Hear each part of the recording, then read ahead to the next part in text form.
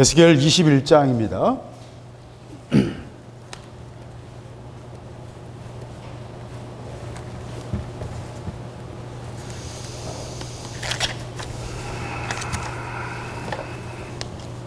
(1절부터) (11절까지입니다)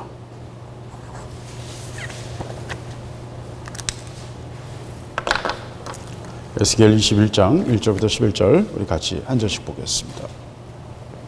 제가 먼저 읽고 여러분이 읽겠습니다. 구약성경 1181쪽입니다. 1181쪽. 여호와의 말씀이 또 내게 임하여 가라사대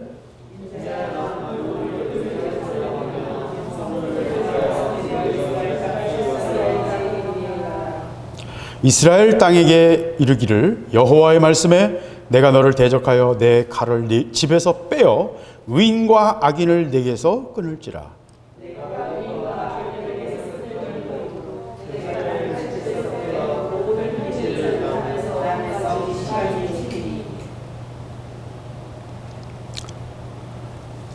그들이 내게 묻기를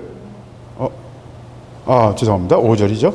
무릇 혈기 있는 자는 나 여호와가 내 칼을 집에서 빼어낸 줄을 알지라 칼이 다시 꽂혀지지 아니하니라 하셨다 하라.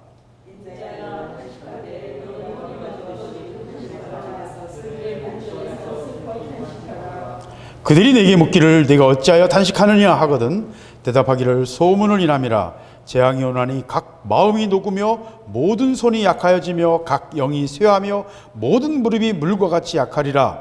보라, 재앙이 오나니 정령 이루리라. 나 주 여호와의 말이니라 하라.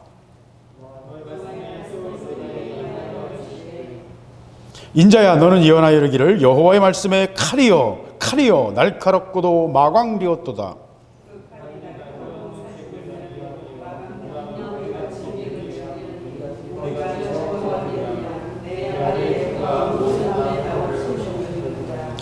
그 칼이 손에 잡아 쓸만하도록 마광되되 살육하는 자의 손에 붙이기 위하여 날카롭고도 마광되었도다 하셨다 하라. 아멘.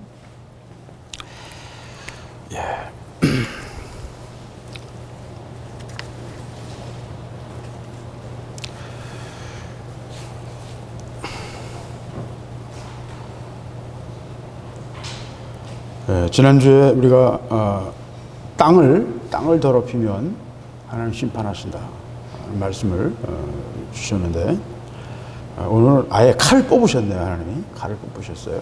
그래서 저는 참 이게 뭐 와닿지도 않고 은혜도 별로 안 되고 그래서 이 말씀들 난 솔직히 그냥 설교자로서 싫어요. 설교자 제가 여러 번 말씀드렸잖아요. 내 이 말씀 전하기 싫다고. 설교자로서 이거 뭐 별로 뭐 그렇게 와닿는 것도 아니고 마음의 은혜가 되는 것도 아니고 도전이 되는 것도 아니고 이게 뭔 얘기인지 잘 모르겠죠. 근데 하나님 뭔가 하시고자 하시는 일이 있는 것 같습니다. 중요한 거는 에스겔도 비슷했어요. 이사야도 비슷했고요. 다 비슷했어요. 이 사람들은요 그 시대에 자기가 살던 시대에 임박한 재난을 보면서 국가 간의 어떤 그 흥망성쇠와 전쟁과 재앙을 보면서 이야기했습니다. 대부분 그 시대 사람들에게 인정받지 못했고 돌팔매질을 당하기도 하고 감옥에 갇히기도 하고 개망신을 당하기도 하고 많은 대가를 치렀습니다. 오늘 에스겔도 마찬가지예요. 이 사람은 이스라엘 땅에서가 아니라 먼저 포로로 잡혀가서 바벨론 땅에서 지금 선포하고 있는 거예요. 그러니까 지금 원수의 나라에 와서 바벨론에 와서 지금 원수의 나라에 와서 포로로 잡혀온 사람 그 피난민 사회에서 지금 복음을 전하는 거예요. 맞아, 하나님 말씀 전하는 거예요. 그런데 이스라엘이 멸망한다는 거예요. 지금 남아 있는데 간신히 남아 있거든요. 한번 공격당해서 왕과 모든 중직들, 모든 귀족들은 다 사로잡혀서 바벨론 포로로 갔거든요. 나머지 찌끄러기가 남았어요. 지금 시드기야 왕과 이스라엘 백성들이 또 예루살렘에 살고 있어요. 사로잡힌 지 벌써 10년이 넘었죠, 이 사람들이.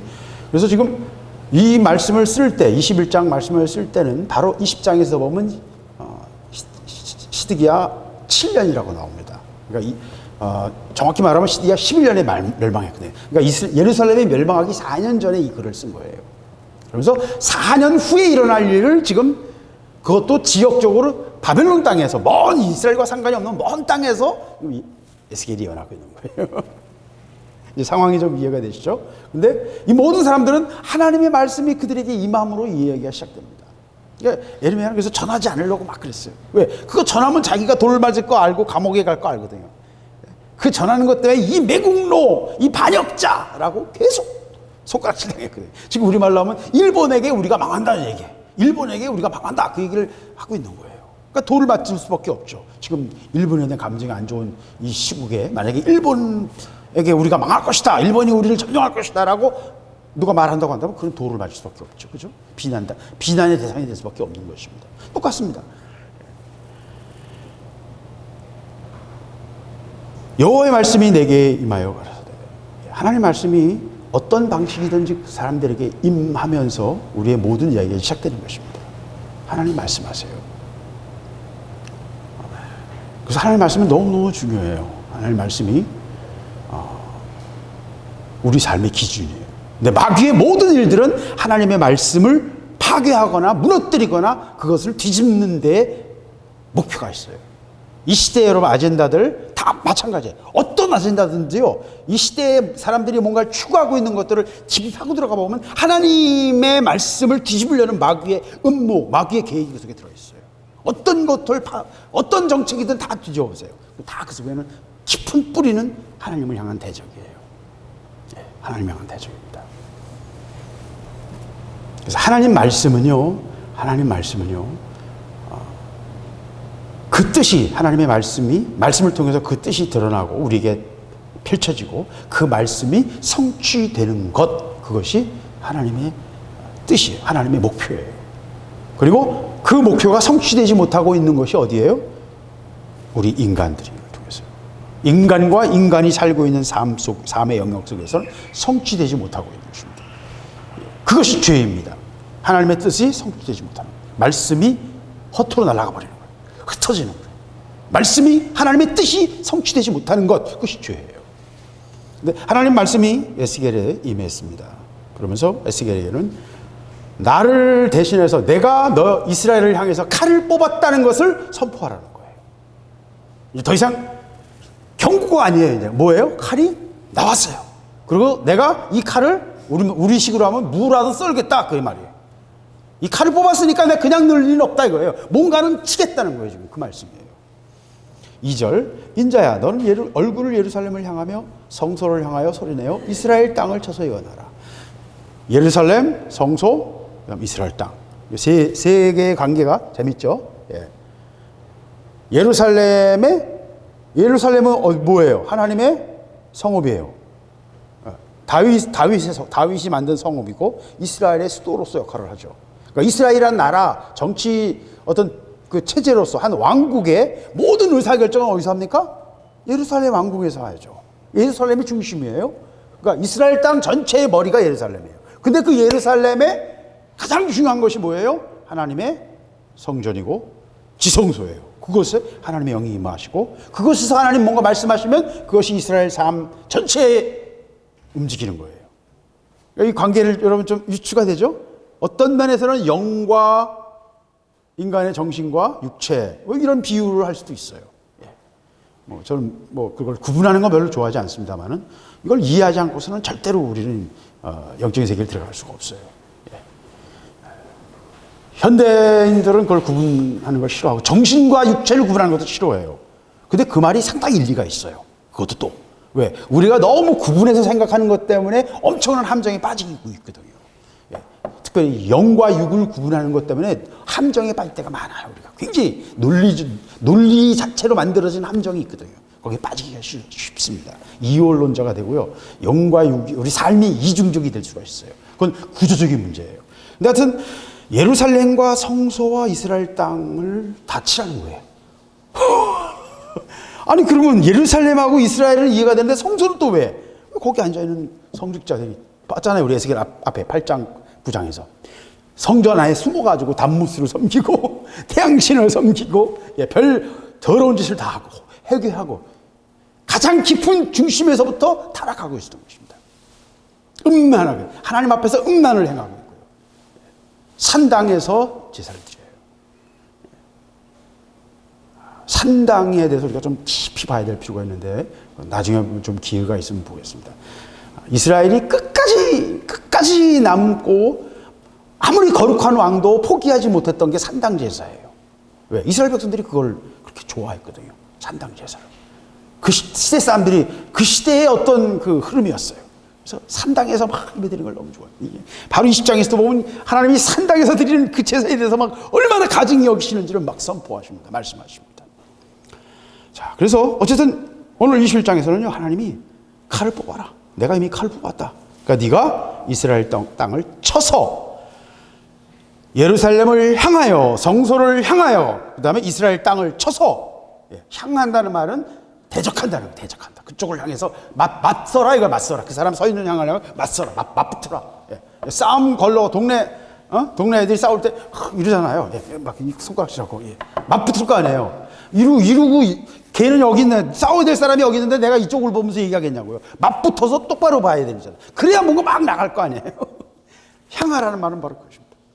우리 참 이게 힘들어요. 이런 것들이 굉장히 힘들죠. 왜? 하나님 굉장히 감정적이신 분이세요. 이거 잘 이해해야 돼요. 구약의 하나님과 신약의 하나님을 그래서 그리스 철학자들, 그리스 신학자들은 구약의 하나님과 신약의 하나님을 구분할 정도로 하나님 굉장히 감정적이신 것처럼 느껴져요. 여러분 이걸 깊이 봐야 돼요. 특별히 저같이 저는 사실은 참 제가 집사람한테 고마운 건 저는 사실 자폐증 환자에 비슷합니다. 솔직히 말씀드립니다. 감정적으로 굉장히 둔감해요. 근데 제가 못 느끼는 게 아니라 내가 뭔가에 집중할 때는 잘 그 실감이 안 되는 거예요. 뭔가에 빠져 있으면요 실감이 잘 안 돼요. 최근에도 내가 하나 사고를 쳐가지고 내가 지금 말 못하고 지금 빌빌거리고 있는데 사람이 그럴 수 있거든요. 근데 감정이라는 건요 굉장히 깊은 거예요. 특별히 동물들도 감정이 있어요. 근데 인간만큼 감정이 결정적으로 영향을 미칠 수는 없어요. 인간은 다른 동물들보다 더해요. 근데 동물들 분명히 감정이 있어요. 주인에 대한 특별한 감정을 가지고 평생을 십몇 년을 주인의 무덤을 지키는 개기도 있고요. 감정이 있습니다, 분명히. 근데 우리가 지금 감정이 참 우리는 지금 부정적인 이미지로 많이 사용되는데요. 하나님, 저는 그렇게 생각하지 않습니다. 우리가 지금 뭔가 이 부분에 있어서도 영과 그다음에 인간의 지성과 감정과 의지 이게 다 뭔가 하나님을 떠난다보다 인간이 다 어그러졌어요. 병적이에요. 병적이에요. 뭔가 문제가 있어요. 그래서 감정도 상당히 뭔가 왜곡돼 가지고요. 굉장히 부정적이 됐고요. 이성도 굉장히 그것만 가지고 움직일 때는 굉장히 부정적이 돼 버려요. 이성만 쫓으면 지금 이 세상이 이렇게 되는 거예요. 근데 또 그렇다고 의지만 강조해서 인간이 의지로 뭔가를 하면 굉장히 좋을 것 같은데 그것도 또 그러면 이상한 세상이 돼버려요. 사람들이. 그게 강한 게 나치즘이에요. 일제가 바로 그런 거예요. 의지를 강조하는 사람들이에요. 뭔가를 해야 된다. 우리가 막 으쌰으쌰 하는 거. 그것도 또 아니야. 그것만 앞장 세워도 또 안 돼. 그 세 가지가 잘 조화가 돼야 돼요. 누가 조화를 시켜요? 그건 영을 따를 때 조화가 됩니다. 지정의가 인간 자체에 가지고 있는 모든 것들이요 온전하게 조화가 되는 건 하나님의 영이, 하나님의 말씀이 우리를 온전하게 지배할 때예요. 우리가 묶임에 육체적인 묶임, 정신적인 묶임, 영적인 묶임이 다 있어요. 집안 대대로 내려오는 각자의 영적 그 묶임이 있습니다. 어디서부터 시작되는지 올라가 봐야 알겠지만 한 번 시작되면 그거 계속 내려가요. 누군가 끊어주기까지는 계속 내려가게 돼 있어요. 육체도 마찬가지예요. DNA상 누가 한번 문제가 생기면 그건 계속 내려가게 돼 있어요. 이번에 코로나 바이러스에요. 제가 몇 번 말씀드렸을 거예요. 특별히 어떤 나라들은 굉장한 사망률을 나타내요. 프랑스 17%. 유럽의 어떤 나라들 대부분. 근데 어떤 연구자가 발견을 했는데 특별히 중환자들의 DNA를 분석해 보니까 중환자와 경환자가 되는 가장 결정적인 요인이 DNA 중 우리 인간의 46개 유전자 중 세 번째 유전인자에 관련이 있는데 그 유전인자 중에 네안데르탈인에게서 온 유전자 특성이 있어요. 세 번째 유전자 중에 그 네안데르탈인 유전자가 특성이 강한 사람들이 중환자가 되기 쉽다는 거예요. 쉽게 말하면 이 코로나에 약하다는 거죠. 그래서 어떤 특정 지역들이 굉장히 많이 사람이 죽는다. 라는 이야기를 바로 며칠 전에 또 이제 그 뉴스가 나왔어요. 근데 저도 그건 좀 이상하다 싶어요. 왜냐하면 그 유전자는 유럽에는 한 8%, 그다음에 제일 많은 데가 방글라데시나 인도예요. 방글라데시 사람들 18%. 그러니까 방글라데시 사람들은 네안데르탈인 유전자가 많다는 거예요. 그다음에 인도 사람들도 상당 수가 있고 동양에는 아주 적어요. 3, 4%. 아프리카에는 더 적어요. 거의 없어요. 그래서 이게 아프리카에서 올라가고 이쪽에서 나오고 이렇게 해서 교류가 됐거든요. 그래서 유라시아 대륙이 이제 큰 교류장인데 그게 인도로 많이, 네덜란드 사람들이 인도로 많이 갔나 봐요. 그러니까 제가 지금 오늘 말하고 싶은 거는 유전인자가 한번 잘못되면 그것은 끝까지 가는 거예요. 인간의 정신적인 문제들도요, 유전에 가까울 때가 많아요. 정신적인 문제인데 그거는 영적인 기원도 있고 육체적인 기원도 있어요. 그런데도 또 그 비슷한 것이 유전이 돼요. 그건 설명하기가 굉장히 어려워요. 굉장히 어려워요. 현대물리학에서 굉장히 난감한 중에 하나가 뭐냐면요. 이식하잖아요. 이식. 다른 사람의 심장이나 간이나 이식하면 이식 그 원주인, 간의 원주인의 기억이 이 사람에게 새롭게 이식되는 현상이 너무 많이 나타나요. 현대인들은, 현대과학은 이걸 설명을 못하는 거예요. 왜? 우리는 지금 기억이 다 뇌에 있다고 생각했는데 그게 아닐 수도 있다는 거예요. 심장에 기억이 있을 수도 있고 물질 자체에 기억이 있을 수도 있다는 거예요. 근데 저는 그거 충분히 가능하다고 봅니다. 제가 지난번에 말씀드린 것처럼 DNA가 4차원이거든요. 공간으로 꺾이고 시간으로 또 꺾여 있어요. DNA 정보는 4차원이기 때문에 지금 인간이 이해하는 현재 물리는 너무 유치한 수준이기 때문입니다. 뭐 예루살렘과 성소 이스라엘 세 어떤 그 영혼 몸 그 구조를 이해하다가 이제 여러 가지 얘기까지 번져버렸는데 인간이 하나님 앞에서 온전함을 갖는다는 거는요, 이 전인적인 것입니다. 육체도 건강해야 말씀에 순종할 수가 있어요. 하나님의 뜻을 성취할 수가 있어요. 온전해져야 돼요. 정신적으로도 온전해져야 돼요. 근데 정신은 육체와도 관련이 되어 있고 영적으로도 관련이 있는 거예요, 서로. 또 정신이 병들면 육체는 건강한데 또 정신이 육체에 영향을 줄 수 있어요. 그러니까 멀쩡한 사람이 자살할 수 있잖아요. 그 사람이 자살해버리면 그 육체가 아무 의미가 없어지죠. 그 사람이 하루 종일 몸은 건강하고 돈도 많은데 하루 종일 뒹굴고 있고 술만 마시고 있다면 그 사람 건강 금방 잊어버릴 거예요. 그죠? 정신이 육체를 괴롭게 할 수 있고 엄청난 영향을 줄 수 있고요. 영이 더 근본적인 삶의 방향을 바꿔줘 그래요. 영이. 그래서 하나님이요 오늘 말씀하시는데 예루살렘을 향하여 성소를 향하여 이스라엘 땅을 향하여 예언하라. 쳐라 이거예요. 쳐라. 내가 그들을 향해 칼을 뽑았음을 선포해라. 아까 말씀드린 것처럼 멸망하기 4년 전에 BC 590년경 이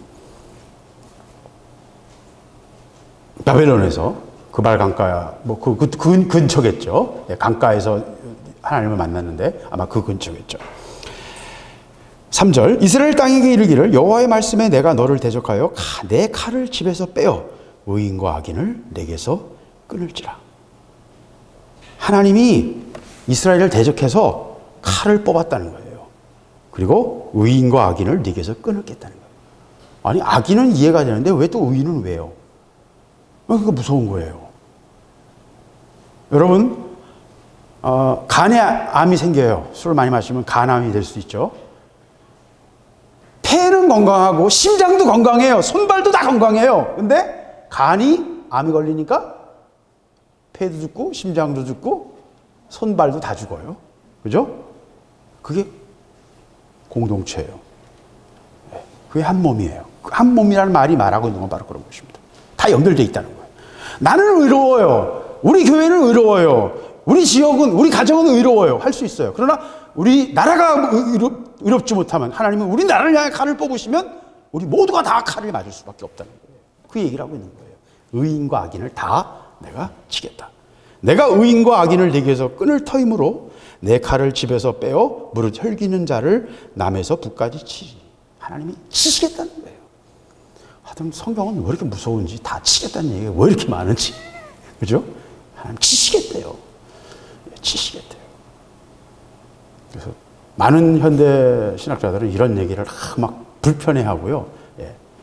이건 뭐 옛날 그 사막에 살던 사람들의 문화 속에서 나온 거라 이게 뭐 이렇게 거칠고 이렇게 뭐 좀 그렇다 그렇게 생각을 하고, 인류는 훨씬 더 아름답고 훨씬 더 우아하고 이 신약이 말하는 그런 고차원의 사랑의 신, 그 신은 그렇게 무식하고 그렇게 감정적이고 폭력적일 리가 없다.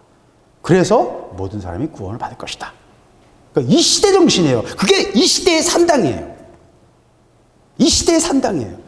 그 이 시대의 산당에 누구예요? 그 부흥사. 내 배랑 이름이 기억이 안 나네. 예. 아니, 우리 한국에도 왔던 부흥사 있지 않습니까? 왜 그 사람 이름이 배랑 생각이 안 나나? 예, 빌리 그레함. 예. 빌리 그레함이 그렇게 복음을 전하고 수천만 명에게 복음을 전했지만 그가 마지막 때 하나님이 모든 사람들을 구원하실 것이다. 만인 구원서를 얘기할 수밖에 없던 건 이 시대 정신이에요, 그게. 그러니까 구약의 하나님을 몰라요, 사람들은. 하나님이 얼마나 무섭게 심판하시는 분이시는지를 몰라요. 네. 그리고 그것이 정당해요. 그것이 의예요. 그것이 옳아요. 왜? 그래야 선이 와요. 전체로 볼 때. 그건 썩은 걸 도려내야 되는 것과 똑같은 거예요. 죄는요, 도려내야 되는 거예요. 썩은 걸 놔두면 다 퍼져버리잖아요. 그러니까 하나님의 차원에서 볼 때는요, 썩은 거는 빨리 도려내는 게 옳은 거예요. 노아의 홍수가 왔던 이유도 그거예요. 하나님의 아들들과 하이브리드가 생긴다. 혼자만 게 생겨버리니까 하나님이 바로 도려내고 온전한 노아 가족만 남기고 나머지는 싹 쓸어버리시잖아요. 그게 정확한 거예요. 이제 와서 현대 이 지식이 좀 늘어나니까 이게 작은 거지만 엄청난 결과를 가져오는구나라는 걸 이제 조금씩 이해하는 중이에요, 인간은. 아인슈타인이 말했지 않습니까? 우리는 지식의 바다에서 양동이를 가지고 물을 푸고 있는 어린아이일 뿐이다. 제일 끝에 있는 지식인들, 제일 끝에 가 있는 지식인들, 자기를 보면서 그 뒤가 얼마나 큰가를 알고 있기 때문에, 보이기 때문에 그런 말을 하는 거예요. 근데 우리는 마치 우리가 다 이해하는 것처럼 이 시대를, 교만한 마음을 가지고 이 시대를 살고 있는 것입니다. 하나님은 거기 모든 것에 대해서 하나님은 다뤘어요. 이 시대의 오만에 대해서 여러분이요, 내버려두면 안 됩니다. 왜? 그것 때문에 우리가 맞아요. 정치인들이 여러분 오만한 짓을 하고 악을 행하잖아요. 내버려두면 안 돼요. 그 하나님 앞에서 최소한 구하고 안타까워하고 눈물을 흘릴 수 있어야 돼요. 안 그러면 죽어요. 도매금으로 같이 죽는다니까요. 도매금으로 죽어요. 그 악을 보면서 같이 안타까워하지 않으면 안타까워한 자들에게만 어떻게 해요? 표를 하고 나머지 사람들 다 치는 거예요. 에스겔 9장의 이야기입니다. 하나님은요, 의인과 악인을 다 심판하십니다. 하나님의 어떤 그 공동 전체를 다루시는 거예요. 물론 그 중에 또 하나님의 정의가 있어요. 그걸 통해서 억울한 죽음을 만드시진 않으세요. 하나님의 일을 또 하세요. 그러나 어떤 큰 그림을 볼 땐 그렇다는 것입니다. 무릇 혈기 있는 자는 나 여호와가 내 칼을 집에서 떼어낸 줄을 알지라. 오늘 제일 무서운 말씀이에요, 저는. 내가 이미 칼을 뽑았다. 이거 너희들 눈이 있으면 봐라. 내가 이제 칼을 뽑았다. 지금 그 얘기를 하고 계신 거예요. 이 말을 하고, 에스겔이 이 말을 하고 4년 만에 이스라엘은 지도상에서 사라집니다. 하나님의 행하심은 우연이 없습니다. 역사에는 우연이 없어요. 모든 것은 정확한 대가예요. 이 땅은 심은 대로 거두는 것입니다. 그건 자연 질서예요. 없던 것이 벼랑 확 오는 법이 없어요. 다 심은 대로 오는 거고요. 다 원인과 결과가 있고요. 모든 것은 인과관계로 연결되어 있어요. 그래서 하나님이 작정하셨을 때는요, 그게 옳은 거예요. 그 타임이 옳은 거예요. 하나님은 작정하시고 하나님 심판하세요. 저는 이 모습을 보면서 지금 이 시대의 모습이라고 생각해요. 네. 이것이 한국이란 나라만을 향한 것도 아니고요. 땅끝에 있는 백성들과 지구상에 있는 모든 백성들을 향하신 전 하나님의 말씀이라고 생각해요. 네. 재난이 엄청났던 지난 한 주간을 여러분 기억하실 겁니다. 중국은 지금 끝없는 재난으로 고통을 받고 있어요. 지금 한국만 지금 편한 거예요. 여러분이 얼마나 지금 우리가 평안한지 몰라요.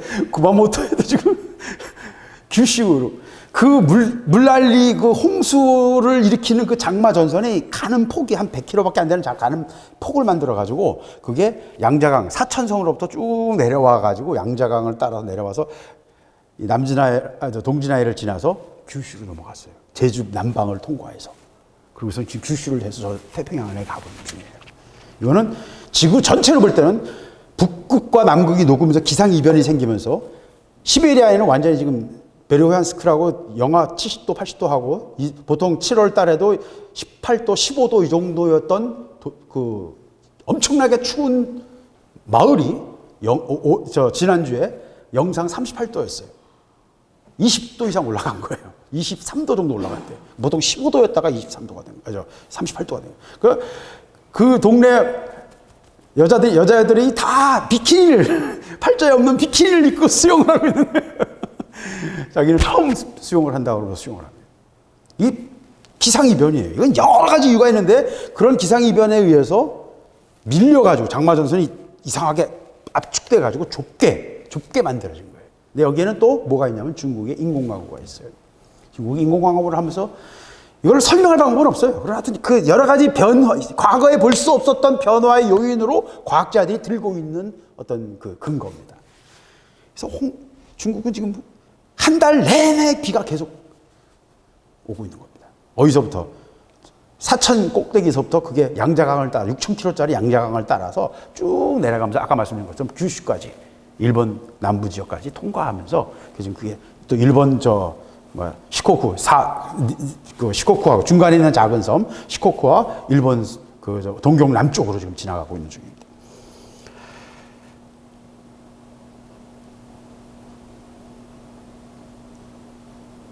일본에는요 지금 엄청난 지진 전조증상이 있어서 일본 사람들이 지금 간이 콩할 만한 상태입니다. 그 몇 배까지예요. 해저에 심해에 있는 갈치부터 시작해서 이상한 냄새와 하늘에 보이는 그 지진운이라고 불리는 그 무지개도 아니고 독특한 무지개 빛깔이 나는 구름이 있어요. 그런 것부터 시작해서 100가지가 넘어요. 중국에서도 지금 비가 지나가니까 사천성 쪽에서는 이상한 소리가 나서 윈난성과 사천성 쪽에서는 이상한 윙 하는 소리가 나가지고요. 사람들이 난리가 났어요. 그래서 이게 뭐냐? 지진이냐 뭐냐? 이거는 캐나다나 동구권에서 이미 벌써 한 5, 6년 또는 10년 전부터 나던 소리예요. 이상한 저음의 소리. 계시록에서 말하는 나팔 소리와 연상시키는 이상한 소리가 좀 계속 나오고 있습니다. 근데 중국에도 또 마찬가지입니다. 이것 때문에 굉장히 심리적으로 중국 사람들이 불안해요. 당연하죠. 무역전쟁 이후로 코로나 사태가 왔고 홍콩 사태가 왔고 이거 하나하나가 다 엄청난 충격을 줬어요. 무역전쟁과 코로나 때문에 완전히 중국 경제는 치명상을 입었어. 현재는 지난 2분기에 중국 경제가 마이너스 40%였대요. 그 전년에 비해서. 아주 세계에서 제일 많은 충격을 받았어요. 일본도 마찬가지고. 그나마 한국이 지금 제일 마이너스 1.2%라서 제일 양호한 편이에요. 홍콩 사태 때문에 지금 중국 심리도 들썩들썩합니다. 그게 지금 중국 내부로 퍼지는 걸 막으려고 안간힘을 쓰고 있는 중이고요. 메뚜기가 퍼져가지고요. 인도로부터 넘어온 메뚜기들과 저 북쪽에서도 지금 동북 삼성에서도 메뚜기 떼가 창궐 하고 있거든요. 그게 지금 움직이고 있고 더 무서운 거는 아까 말한 그 홍수대가 쫙 연결되어 있는데 일본과 이렇게 연결되어 있는데 그게 지금 북쪽으로 올라가고 있어요. 그래서 이번에는 이제 양자강에서 황하가 범람할 차례다라고 중국에서 말하고 있어요. 북부 홍수도 지금 예측되고 있습니다. 이게 끝이 없어요. 거기다가 지금 패스트까지 나오고 돼지열병, 돼지 바이러스까지 스페인 독감과 똑같은 바이러스가 그 무시무시했던 5천만 명을 죽였던 스페인 독감과 똑같은 바이러스가 또 발견돼서 돼지들 사이에 퍼지고 있어요. 이거 끝이 없어요. 끝이 없어. 이 재앙은 전 세계적인 것입니다. 지금. 지난 150년간 우리가 지구에서 나는 지진과 화산을 계속 기록했는데 지난 2000년대 이후에 지진과 화산의 빈도가 그 전 100년의 빈도보다 이제는 거의 100배 수준으로 가고 있어요. 제가 얼마 전에 설교할 때는 10몇 배라고 그랬거든요. 근데 지금은 너무 그게 잦아져 가지고요. 그 전에 비해서 거의 50배, 100배 이렇게 수준으로 계속 올라가고 있어요. 너무 잦아서 너무 많은 지진이 와서 전에는 상상할 수 없는 것들이 지금 흔들리고 있는 거예요. 화산도 마찬가지고요. 하여튼 전 세계적으로 이상합니다. 재앙이 조짐이 너무 많아요. 가장 결정적인 거 제가 제일 두려워하는 거는 태양이 변하고 있어요. 제가 전에 말씀드렸지만 유럽이 태양 관측 위성을 보내는데 깜짝 놀랐던 거예요. 왜? 태양의 자기장이 여태까지 알려졌던 것보다 너무 약한 거예요. 너무 약해가지고 깜짝 놀랐어요. 40% 수준 여태까지 알고 있던 거예요. 40% 수준. 태양이 뭔가 변화를 갖고 있다는 거예요. 그 태양의 변화가 지구의 모든 기후 변화의 출발점이라고 봅니다. 그리고 이런 변화가 생각보다 자주 올 수도 있다는 거예요. 지구에. 그러니까 지구 위에서 안정된 삶을 우리가 몇만 년씩 사는 거는 힘들 수도 있다. 주기적으로 그런 굉장한 지구 살기 어려운 환경들이 왔었던 걸 볼 수 있거든요. 또 빙하기가 왔던 걸 우리가 볼 수 있잖아요. 빙하기 흔적이 굉장히 많거든요. 그러니까 빙하기가 왔다는 것 자체가 태양에 그만큼 안정적이지 않다는 거예요. 이제 조금씩 알고 있어요. 알아가고 있습니다. 그래서 오늘 6절에 보면 인자야 너는 탄식하되 허리가 끊어지듯이 그들의 목전에서 슬피 탄식해라. 내가 칼을 뽑았다. 그리고 그것에 대해서 어떻게 하라고요? 탄식하라는 거예요. 허리가 끊어질 정도로. 이 표현이 여러분 이제 좀 와닿으시겠죠. 허리가 끊어질 정도로 탄식해라. 행동유연을 요구하세요. 그러니까 하나님의 종들에게 제일 어려운 것 중에 하나가 이 부분이잖아요. 예? 엉덩이를 드러내고 하체 실종 상태로 그 제사장이 이사야에게 몇 년 동안 하체 실종 상태로 다니라고 하셨잖아요. 그 행동유연이 제일 무서운 거예요. 제일 어려운 것 중에 하나입니다. 그랬을 때 그들이 내가 어찌하여 탄식하느냐 하거든 대답하기를 소문을 이랍니다. 재앙이 오나니. 다른 사람들에게 궁금증을 주게 하기 위해서 그 사역자, 말씀을 받은 자는 이상한 행동을 해야 되는 거예요. 쇼킹한 거예요. 뭔가 머리를 때리는, 뒤통수를 치는 걸 하나님 요구하시는 거예요. 저는 그래서 하나님의 유머도 굉장히 이거 신학에 그런 게 있어요. 실제로 주제가. 예수님의 많은 말씀 속에서 들어있는 유머 코드. 그래서 굉장히 촌철살인적인, 굉장히 핵심을 찌르면서도 재밌게 코믹하게 다루면서도 핵심을 찌르는 걸 볼 수 있는데 구약엔 그게 굉장히 드문 것 같은데 실제로 구약에서 잘 보면요 그런 행동들, 예언들, 여러 가지 이야기들 보면 하나님 굉장히 재밌으세요. 사람의 뒤통수를 딱 쳐서 정신 차리게 하려고 하시는 그런 느낌의 이야기들. 이것도 바로 그런 것들이죠. 네가 어찌하여 탄식하느냐라는 말을 하게 하기 위해서 너는 탄식하고 허리가 끊어질 듯이 그들 앞에서 슬퍼해라는 거예요. 에스겔의 또 다른 곳에서는 우리가 지난번에 말했잖아요. 아내가 죽었는데도 그 아내를, 그거 이사야였나요? 이사야였다. 하여튼 아내가 죽었는데도 그 죽은 아내를 슬퍼하지 말라는 거예요. 그러면 슬퍼하지 않는 것 때문에 또 질문하게 하시는 거예요. 그러니까 우리는 뭐예요? 하나님 사역자들은 교보제예요. 도구예요. 많은 영혼들이 하나님 앞에서 하나님과 부딪히도록 귀로 그냥 흘려 들어가는 게 아니라 뭔가 그 인생의 문제에 딱 모서리에 가서 부딪히도록 맞춰드리는 도마 역할을 해주는 거예요. 분위기 역할을 잡는 거예요. 그들의 질문을 유도하는 거예요. 그러니까 우리가 사역자들이 그걸 빨리 알아야 돼. 캐치해야 돼요. 하나님의 관점을 빨리 캐치해야 돼. 그렇잖아요. 우리 자꾸 뭔가 위에서 군림하는 역할을 자꾸 생각하잖아요. 아니에요. 우리는 그들을 위해서 교보제, 영혼들을 위한 교보제고 영혼들을 위한 어떤 희생물일 수도 있어요. 분위기 메이커일 수도 있어요. 빨리 그걸 깨달아야 돼요, 우리가. 그렇잖아요. 어린 영혼들을 웃기기 위해서 어른들이 다 망가지잖아요. 그런 거 똑같은 거예요. 어린이들을 웃기기 위해서 아빠가 와서 막 이상하게 코믹하게 하고 쿵쾅쿵쾅 하잖아요. 그래서 배꼽을 작게 만들잖아요. 언밸런스한 자기가 기대하지 않은 것들을 볼 때 사람들이 관심을 가지고 하거든요. 하나님 지금 그 얘기를 하시는 거예요. 바로 그런 부모의 입장에서 지금 이 얘기를 하고 계신 거예요. 그러니까 역사를 통해서 이 많은 피 흘림과 하나님의 다루심이 뭐예요? 사람의 마음을 깨트리고 흔들기 위한 하나님의 장치라는 거예요. 오늘 지금 에스겔이 말하고 있는 건 바로 그런 얘기입니다. 각 마음이 녹으며 모든 손이 약하여지며 각 영이 쇠하며 모든 무릎이 물과 같이 약하리라. 보라, 재앙이 오나니. 재앙이 오나니. 재앙이 오나니. 이 재앙 앞에 누구나 다 어떻게 된다?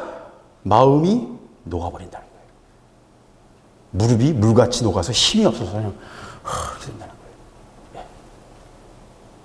정령 이르리라 나 여호와의 말이니라. 성경은 계속해서 재앙을 얘기하고 있습니다. 예수님께서 직접 말씀하셨죠. 난리와 소란의 소문을 들을 때에 두려워하지 말라. 이 일이 먼저 있어야 하되 끝은 곧 되지 아니하리라. 민족이 민족을 나라가 나라를 대적하여 일어나겠고 처처의 큰 지진과 기근과 온역이 있겠고 또 무서운 일과 하늘로서 큰 징조가 있으리라. 이 모든 일 전에 내 이름을 인하여 너희에게 손을 대어 핍박하며 많은 징조와 많은 재앙이 있을 것에 대해서 예수님이 직접 말씀하셨어요. 그러면서 그것들이 동시에 뭐가 와요?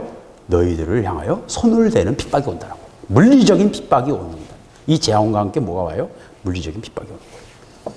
지금 이 온역을 통해서, 코로나를 통해서 우리는 지금 지하교회 연습을 하고 있어요. 그죠? 지하교회 연습하고 있어요. 지하교회 연습을 해야 돼요. 그리고 이제 사역자들도 각자 다 스스로 벌어먹고 사는 삶을 향해 가야 됩니다. 뭔가를 가져야 돼요. 지하교회로 되려면 그럴 수밖에 없어요. 스스로 생활 대책을 하나님께 구해야 되고요. 지금 당장 하라는 게 아니라 그런 방향으로 가야 돼요. 지하로 가야 되니까 어쩔 수가 없는 거예요. 지금 그게 오고 있다니까요. 전체가 다 오고 있다니까요. 이 중국만의 문제가 아니에요. 물론 중국은 시진핑이 교회를 지난 몇 년간 몇천 개를 박살내고 십자가를 파괴하고 별짓 다 했거든요. 또 수만 명의 장기, 그건 물론 시진핑이 한 건 아니고 강태민이 한 거지만 결국 중국이 그런 짓을 했거든요. 그 핏값이 지금 쌓여 있거든요. 저건 지금 예고편이에요. 지금 중국 당하는 거는. 예고편이에요. 저건 아직 그 근처도 못 갔어요. 이제 시작이에요. 저주하는 말이 아니고요. 하나님의 공의가 그렇게 무섭다는 거예요. 그 피 흘린 거에 대해 누가 그걸 다 치울 거예요. 피는 피로 갚아야 돼요. 여호와의 말씀이 또 내게 임하여 가라사대 인자야 너는 예언하여 이르기를 여호와의 말씀에 칼이여 날카롭고도 마강되었도다. 그 칼의 날카로움은 살육을 위함이요 마강됨은 번개같이 되기 위함이니 우리가 즐거워하겠느냐. 내 아들의 홀이 모든 나무를 없인 여기는도다. 참 그것도 무서운 얘기죠. 근데 저는 이 말씀이 제게 굉장히 와닿아요. 칼이 막 날카롭게 마강되고 막 사람들 죽일 준비를 너무 많이 해놨는데 그런 것들을 지금 묘사하고 있잖아요. 근데 제 눈에는 지금 그게 보이거든요. 이 땅에서 지금 중국과 미국과 한국과 일본은 지금 키를 쓰고 거기에 막 끼려고 난리치고 북한도 마찬가지고 지금 인도도 지금 무기에 대해서 막 그리고 있고서 최신 무기를 가지고 막 지금 막 하고 있어요. 그러니까 제게는 그게 너무 잘 보여요.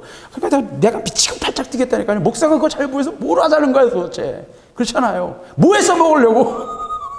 목사가 그거 사람 죽이는 걸 칼 가려놓는 걸 잘 보면 뭐 하겠냐고요. 근데 내게는 왜 그게 이렇게 잘 보이는지 모르겠어요. 보이는 정도가 아니라 저는 너무너무 그런 걸 잘 설명할 수가 있어요. 그리고 그게 제일 쉬워요. 설명하는 것보다 그거 설명하는 게 훨씬 쉽다니까요, 저한테는. 아무것도 아니거든요, 제가 볼 때는. 너무너무 재밌거든요, 그런 것들은. 내가 미치다니까요, 그것 때문에. 지난 30년, 40년간 그것 때문에 너무너무 미치겠어요. 신학을 시작한 다음부터 너무너무 미치겠는 거예요.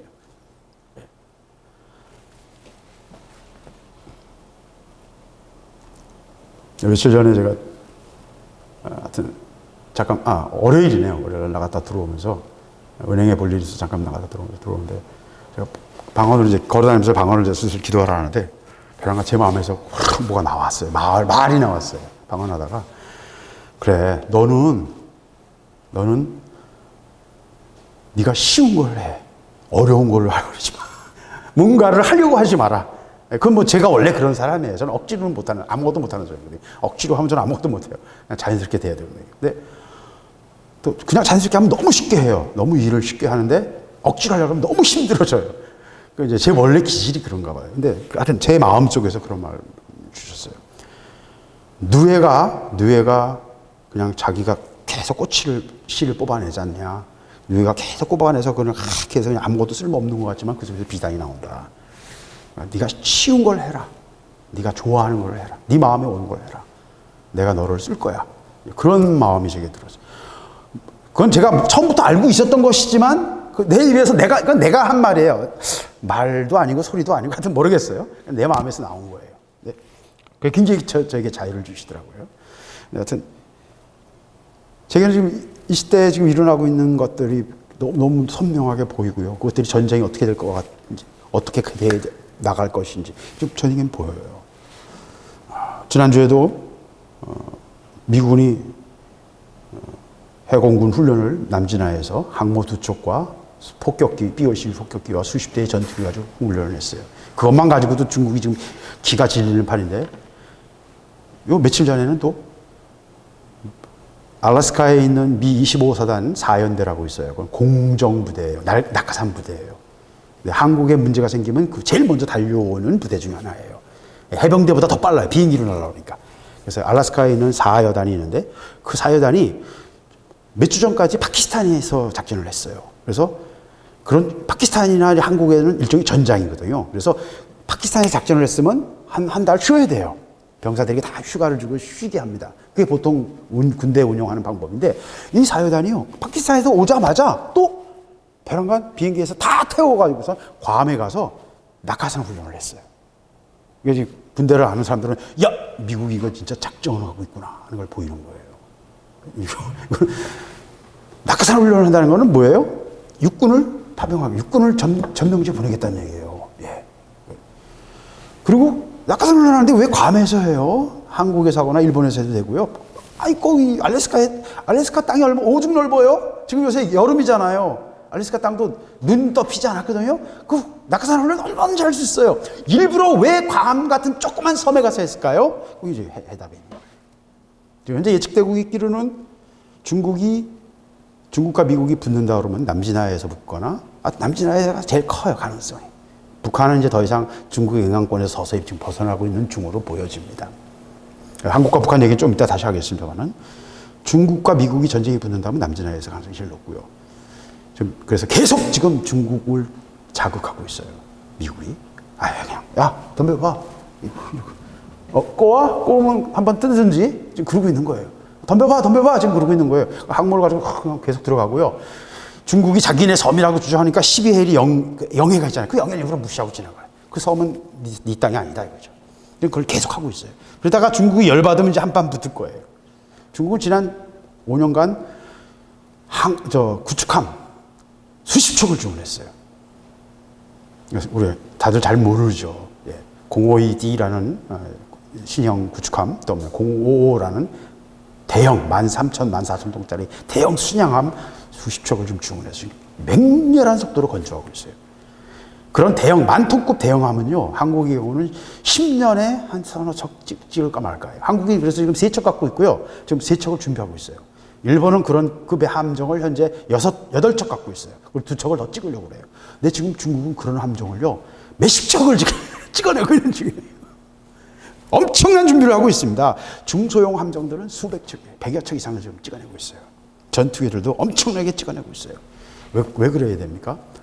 지금 중국은 생각보다, 우리가 생각하는 것보다, 우리가 또 외부에 알려진 것보다 훨씬 더 심각합니다. 아까 말씀드린 경제가 거의 정지 상태로 가고 있고요. 경제가 자전거 타는 거 똑같아요. 자전거 속도가 줄어들면 어떻게 돼요? 쓰러질 수밖에 없죠. 공산주의의 모든 압박과 이런 것들을 다 국민들이 참을 수 있었던 거는 먹고 살 수 있게 해줬거든요. 그 참고 있었던 건데 먹고 살기 어려워지면 그 모든 불만이 다 함께 나오는 거예요. 그게 홍콩의 그 작은 불꽃이 전체를 퍼질 수 있다는 것을 그 정치인들이 시진핑이 두려워하고 있는 것입니다. 경제와 그런 정치적인 문제. 그다음에 지금 중국인 사이에서 엄청나게 퍼지는 것 중에 하나가 중국인들은 지금도 미신을 엄청 섬기거든요. 미신을 믿거든요. 신뢰하거든요. 마음속에서. 그래서 이런 엄청난 재앙은 뭐냐? 한 시대가, 한 나라가 바뀌려는 징조다. 천자가 바뀌려는 징조다라고 생각해서 그래요. 그게 지금 그런 얘기가 중국 내부에 엄청나게 돌아요. 그것도 많은 순양이 미국이나 모사드의 작전이 있죠. 그 속에 많은 것들이 또 섞여서 돌아요. 제가 모사드 그러니까 사람들이 별로 잘 안 믿어요. 근데 지난주에 여러분 김세희 씨 알죠? 가로세로 연구소 부정선거 요새 계속 물고 늘어지는 사람들이 있어요. 강용석 씨하고 같이 김세희 그 사람이 한 집회에서 자기들이 부정선거를 확신하게 된 결정적인 증거를 받았는데 그 증거를 자기가 모사드 정보 직원이라고 정보부원이라고 하는 모사드 정보팀이라고 라고 주장하는 사람들에 의해서 자기가 정보를 받았다는 거예요. 근데 그걸 또 왜 공개했을까요? 그 의도가 있어요. 거기서 그냥 다 의도가 있는 것입니다. 다 의도를 가지고 있어요. 지금 7월, 8월 격변설이 계속 돌고 있습니다. 네. 저는 이재용 씨의 그 불기소 권고안 검찰 수사심의위원회라고 있어요. 민간인들이 모여서 전문가들하고 민간인들이 모여서 불특정 그러니까 완전히 무작위로 뽑는 사람들에 의해서 회의를 하게 했는데 그 사람들이 이재용 씨에 대해서 불기소 처분을 권고했어요. 그것이 지금 여당은 막 열을 내고 있는데 이게 시작이에요. 이런 것들이 작은 것들이 이제 방향의 흐름을 이렇게 바꾸고 있는 걸 보입니다. 그래서 홍석현 씨의 힘이 지금 서서히 끝나가고 있는 걸 지금 좀 봐요. 저는. 그러면서 박지원이 국정원장이 됐어요. 그것도 말도 안 되는 소리예요. 박지원이 선거하면서 얼마나 싸웠어요. 서로 맨 처음에는 한 편인 것처럼 하다가 와 엄청나서 현 정권은 부산이거든요. 중심 세력이 부산이거든요. 그러니까 이 호남 세력에 있는 이 박지원 씨는 뭐라 그럴까요? 무시당할 수밖에 없는 거죠. 홍석현도 역시 그런 의미에서 싸우고 있었던 거고, 박지원은 홍석현도 꼼짝 못 하는데 박지원은 뒷방 영감이죠. 근데 그런 뒷방 영감인 박지원이 지금 국정원장이 되겠다는 거예요. 여기 국내의 그 정치적 세력 안에 뭔가 권력 지형도에 굉장히 큰 영향을 미치고 있어요. 뭔가 변화가 오고 있어요. 거기다가 추미애 씨에 대해서 여당 내에서 이제 비평이 시작됐어요. 윤석열 씨와 싸우고 있는, 지금 막 거의 극한에 와 있죠. 근데 누가 되느냐, 누가 이기느냐, 전 그런 종류의 얘기를 하는 게 아니라 뭔가 힘의 변화가 내부적으로 일어나고 있다는 거예요. 그리고 7, 8월 달에 뭔가 이제 기획되고 있는 거죠. 기획되고 있으니까 계속 그걸 지들이 어디로 또 띄우는 거거든요. 뭐가 될지는 저는 모르겠습니다. 근데 제가 예측하는 것으로는 북한에 대해서 제가 지난번에 말씀드렸잖아요. 김영철 얘기하면서 북한이 돌발적으로 친미 노선으로 바꿀 수도 있다. 하루아침에는 못할 거예요. 왜냐면 내부에서 미제, 미국이 악의 화신으로 계속 했는데 그걸 하루아침에 어떻게 바꾸겠어요. 그러나 하여튼 서서히 이걸 바꿀 것이라고 저는 생각을 하는데, 현재는 문재인 정권도 지금 친중하고 친북을 했는데, 북한으로부터는 지금 파문 당했잖아요. 그죠? 너 안 되겠다. 소대가리라고 그러고 병신이라고 그러고 별 모욕을 다 당했잖아요. 중국도 마찬가지예요, 지금. 중국하고 관계에 있어서도 지금 미중이 거의 완전히 전쟁을 향해서 가고 있다는 게 누가 봐도 보이고 있으니까 지금 미국이 마지막 경고를 한 거거든. 너 결정해, 이제. 이쪽이야, 저쪽이야. 결정해.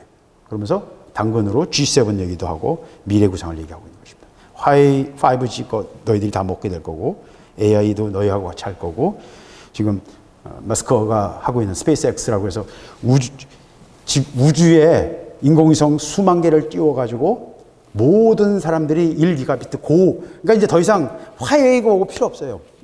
중계기가 우주에 떠서 그냥 핸드폰 키면 그냥 바로 그냥 연결되는 거예요. 와이파이고 중계기고 다 필요 없어요. 모든 것이 다 하나로 통합되는 그런 시스템을 지금 만들고 있거든요. 근데 그게 되면 우리 그리스도인들은 완전히 이제 지하로 들어갈 수밖에 없어요. 왜? 꼼짝 마라가 되는 거예요. 꼼짝 마라가. 모든 지구상의 모든 곳이 다 수십만 개의 인공위성으로 덮이거든요. 그게 지금 미국이 지금 머스크가 계획하고 있는 계획이고, 미국 정부가 지금 계획하고 있는 미래 계획입니다. 6세대도 필요 없어지는 이제 우주로, 와이파이가 위주로 올라가서 위에서 쏴주는 그런 방식이죠. 아무튼 그런 것들을 가지고 한국에 지금 제안을 하고 있기 때문에 한국이 지금 문재인 정부가 지금 이렇게 할까 저렇게 지금 아마 마음 이렇게 왔다 갔다 하는 것 같아요. 여기 하여튼 이 모든 것에 의해서 뭐가 바뀌겠죠. 근데 제가 보고는 길게 하고 있는 모든 얘기의 핵심은 뭐예요? 전쟁이 그림자가 우리 앞에 어른거리고 있다 하는 얘기를 하고 있는 것입니다. 근데 일본은 지금까지 무기를 배치할 수 없었는데, 일본이 지금 맹렬하게 순항미사일, 초음속 순항미사일이라고 마하 막 6, 7짜리를 개발했어요. 이미. 마하 3짜리를 이미 개발했는데 그것도 너무 사정거리가 짧다. 200km니까 5, 600km 느리고 있고, 또 마하 6, 7짜리를 6, 7짜리라는 건 1초에 1.5km 정도 가는, 또 1.8km 정도 가는, 그러니까 1분에 100km 정도까지 가는 미사일이에요. 그러니까 서울에서 부산을 한 400km도 4, 5분 안에 때리는 거예요. 굉장히 빠른 거예요. 지금까지 가지고 있던 것보다는 굉장히 빠른 건데, 하여튼 그런 미사일들을 일본도 개발하고 있고, 또 지난주에는 미국이 일본에다가 중거리 IRBM이라고 중거리 미사일을 이제 배치하겠다. 왜? 중국이 너무 많이 갖고 있어서 너무 많이 주변국을 다 위협하고 있으니까 거기 대응으로 미국은 아무것도 없거든요. 지금 잠수함에서 쏘는 거 외에는 아무것도 없거든요. 그래서 일본에다가 IRBM을 배치하겠다 지금 하고 있어요. 제가 볼 때는 지금 양측이 다 전쟁 준비를 철저히 하고 있고, 중국은 지금 가진 위기를 벗어나기 위해서는 어떻게 해야 돼요? 모든 정치인들이 계속 하고 있는 장난, 내부의 문제를 풀기 위해서는 바깥으로 돌리는 거예요. 지금 아베도 그래서 자기들 문제를 한국을 향해서 공격함으로써 한국 욕함으로써 문제를 푸는 거고요. 히틀러는 그 모든 문제를 유대인에게 포커스를 맞춤으로써 자기들의 정치적인 모든 문제들을 푸는 거예요. 이게 정치인들이 쓰는 희생자 만들기 작전이거든요. 외부로 돌리는 거. 지금 시진핑이 지금 그걸 준비하고 있어요. 그래서 그것이 남진해야가 될지 동사군도가 될지. 전 대만의 동사군도가 가능성이 높다고 봐요.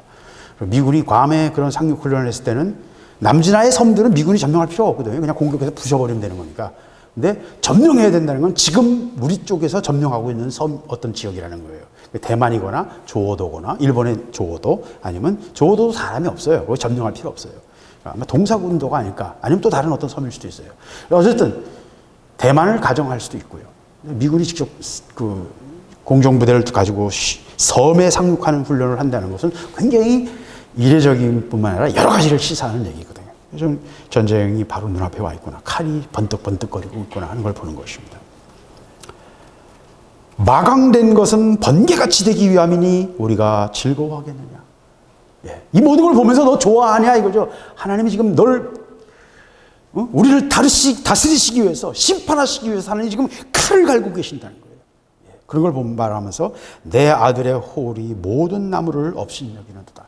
이건 성경에서 굉장히 어려운 본문 중에 하나예요. 근데 아마도 고대 고사성어였던 것 같아요. 잘 모르겠어요. 또 어떤 사람들은 이걸 마스터라 테스트 히브리어 원어에 뭔가 오자 때문에 생긴 게 아니냐 뭐 이렇게 얘기도 하는데 의미가 잘 전달 안 되는 말이에요. 근데 이건 무슨 말이냐면 이 현재 우리가 알고 있는 어떤 개념으로 이걸 잘 이제 나름대로 설명을 해본다면 홀이라는 말은 이 홀은 원래 왕권이나 권위를 상징하는 말이죠. 근데 홀이라는 말 자체는 뭐냐면요. 동양과 서양이 다른데 동양에서는 여러분 신하들이 이게 들고 있는 왕 앞에 이게 들고 있는 거 있죠. 하얀 거. 그게 홀이에요. 그게 어떤 용도였냐면 나무나 상아로 만드는데 왕이 뭘 지시를 하면 갖고 있던 작은 필기 도구를 가지고 이게 숯도 아니고 하여튼 옛날 우리 연필 비슷한 필기 도구가 있어요. 그걸 순식간에 싹 쓰는 거예요. 메모하는 메모장 역할을 했어요. 홀이. 그러면서 그것이 그 자체가 권위의 역할이에요. 근데 페르시아나 중근동에서는 홀이 또 다른 상징이에요. 인도에서 사용하던 지금 현대적으로 용어로 말하면 신들이 사용하던 어떤 레이저 무기 같은 것을 상징해요. 신화 속에서 인도 신화에서 그런 독특한 무기가 사용되면 엄청난 빛이 나왔대요. 그래서 그 빛에 수많은 사람이 죽었대요. 그 레이저 무기죠. 그런 어떤 신기한 무기를 상징하는 건 어떤 형태로서 홀을 사용했었어요. 이 중근동 특별히 인도와 페르시아 지역에서는 그렇게 사용했어요. 우리. 또 중동에서 또 다른 의미로 사용합니다. 그래서 홀은 아시리아 문명, 그러니까 유목민 문명에서는 홀은 또 뭘 사용하냐면 지팡이를 의미합니다. 지팡이를 의미하고 또 농경 문명, 이집트 같은 농경 문명에서는 홀은 지팡이보다는 어떤 걸 사용하냐면 기준하냐면 준규라고 해서 도량형의 기준 무슨 말이냐면 권위의 상징 중에 하나가 뭐냐면 저울추와 크기거든요. 그래서 왕이 바뀔 때 그 크기가 바뀌어요. 조금씩. 왜? 왕들이 다 자기 이 팔 길이를 가지고 쟀거든요. 왕이 기준이 되는 거예요. 항상. 그래서 시대에 따라서 여러분 한 자가 다 달랐던 거 여러분 아십니까? 그래서 왕의 왕권에 상징하는 것 중에 하나가 도량형의 기준을 가지는 거예요. 그 기준이 되는 긴 자. 그게 이제 준주예요. 그걸 딱 왕권의 상징으로 들고 있는 것입니다. 그런 것들이 이제 중국에서도 왕권을 상징하는 여러 가지 물건들을 보물로 여겨서 그것을 후대 왕에게 옥새와 함께 전달합니다. 일본에서 삼종 신기라고 해서 칼과 고곡과 이런 것들, 동거울 이런 걸 천황이 천황에게 전달하는 것처럼 그런 왕권의 상징이에요. 홀이라는 거는. 기준이 되는 것 또는 어떤 신적인 무기, 어떤 여러 가지를 상징하지만 왕적인 상징이에요. 그래서 내 아들의 홀이 모든 나무를 업신여긴다는 말은 이스라엘의 통치권이 없어져요. 그리고 무질서한 세상이 온다는 얘기예요. 그리고 그 무질서한 세상에는 어떻게 돼요? 주변 사람들에게 업신여김당하고 서름당하고 고통을 받게 될 것이라는 것입니다. 즉 그런 전체적으로 보면 이제 그런 정도의 의미를 담는 이야기인 것 같아요. 정확한 의미는 잘 모르겠어요. 왜냐하면 세옹지마라는 말처럼 수고가 돼버리면 고사성어가 되면 역사를 이해하지 않으면 그 말을 이해 못하거든요. 절대로. 그런 것처럼 이 말도 그런 것 같아요. 근데 중요한 거는 현재까지 나온 말 중에서는 아마 대강 그런 뜻인 것 같아요. 하나님이 칼을 베푸시고 재앙을 베풀어서 이스라엘이 서름당하게 될 것이다. 네 아들의 홀이 모든 나무를 없인 여긴다는 말은 이스라엘의 왕권, 어떤 권위가 다 무너져 버려가지고 이스라엘 백성들이 서름당할 수밖에 없을 것이다 라는 운명을 말하는 것 같아요. 근데 실제로 이 말씀은 제가 말한 말이 맞다면 너무너무 무서운 말씀이에요. 왜? 이 사건 뒤로 4년 이후에 이스라엘 땅에서는 모든 이스라엘 백성들이 주변국의 천덕꾸러기로 항상 이쪽에서 치고 저쪽에서 치고 성도 하나 없어서 다 그냥 그러면 결국 노예예요. 노예. 땅도 다 뺏기고 하니까 품팔이 하고요. 그냥 비참한 삶을 사는 거예요. 정신대에 가고 징용 가고 하는 것처럼 농사 지으면 다 뺏기고 전쟁 그 식량으로 다 뺏기고 한 것처럼 그런 피폐한 삶을 살게 될 것에 대한 얘기라고. 그러니까 국가와 어떤 질서가 있다는 것은 굉장한 하나님 앞에서의 감사예요. 그것을 하나님이 무너뜨리겠다는 것입니다. 아, 이것이 내가 미련하네요. 이거 뭐 먹으러 가야 되는데 말이야. 까맣게 입고 있었네. 30분에 이제 끝냈어야 되는데. 예.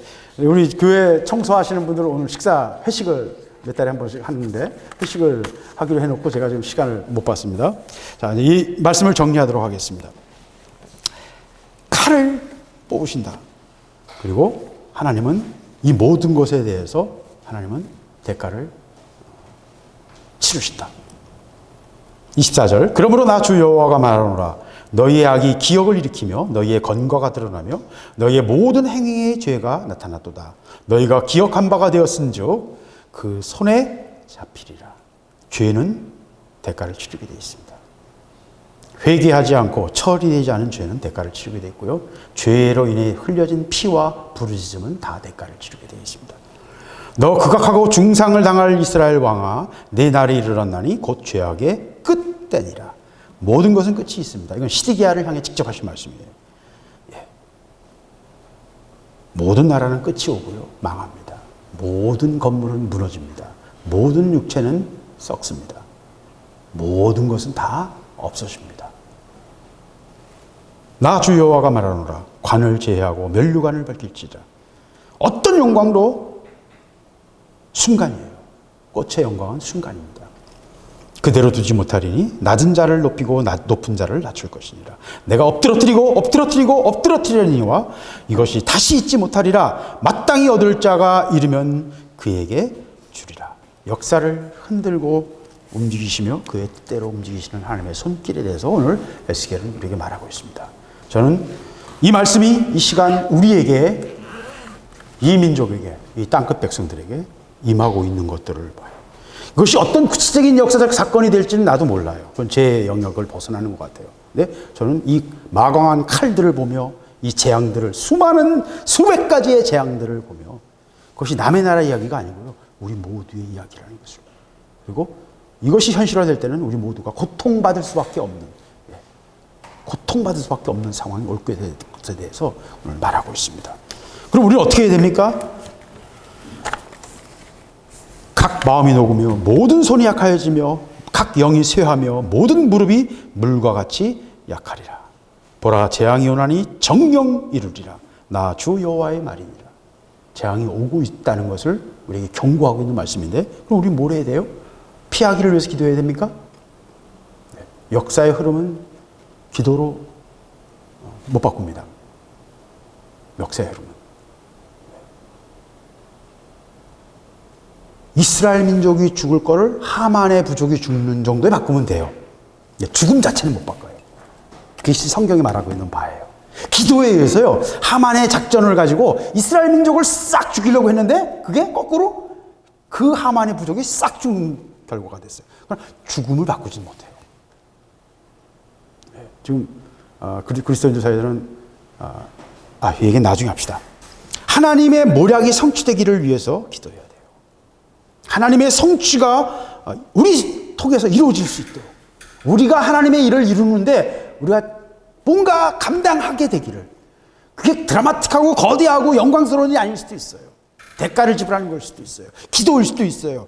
그건 뭔지는 몰라요. 근데 분명한 것은 저는 상당히 아마 돌을 맞아야 될 것 같은 느낌이 굉장히 강하게 들어요. 목사님 말씀하신 것처럼. 왜 큰 소리를 뻥뻥 쳤잖아요. 제가 70억 뭐 운운했잖아요. 그게 우연히 나오는 게 아니거든요. 깨어있어 하나님의 일을 이루는데 우리가 쓰임받기를 구해야 됩니다. 피하려고 하지 마세요, 여러분. 죽을 사람은 죽고 살 사람은 살고요.